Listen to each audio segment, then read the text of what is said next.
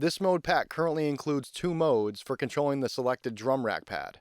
Both of these share some of the same functionality, so we'll take a look at that first. The 8th encoder can navigate between the 16 visible pads in the drum rack. When Shift is held down, it controls the drum rack selector, which selects the 16 pads that will be visible. The encoder accessory buttons also have the same functionality in both modes. The last 2 buttons can navigate to the next or previous drum rack pad. This button will solo the selected pad. If pressed quickly, it'll toggle, and if you hold it down, it functions as a momentary switch. This button will mute the selected pad, and again, if pressed quickly, it'll toggle, and if you hold it down, it functions as a momentary switch. This button will play the selected pad. This way you can hear the pad that you're editing, and also play it as you're making changes to it. The play function that I just showed you is only accessible if the encoder accessory buttons send notes. So a few of the supported controllers can access that function. But there are other ways of accomplishing it. For example, the push controllers can access that function. But you can use the modes in this pack along with matrix modes that can control the drum rack, such as note mode.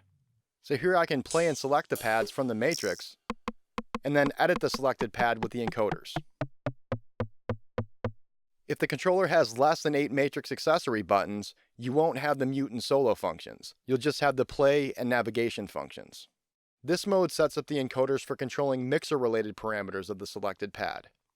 The encoders control volume, pan, and the first 5 sends of the selected pad.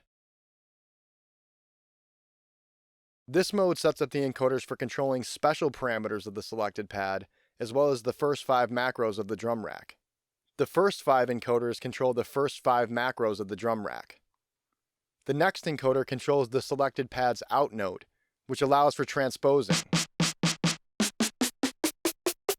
The 7th encoder can control sampler's sample selector or an instrument rack's chain selector, which is useful for 128 style setups. For example, I've got a sampler on this pad that contains multiple samples, and I can scroll between those with this encoder. On this pad, I've got an instrument rack that contains multiple simplers, and again, I can scroll between those with this encoder.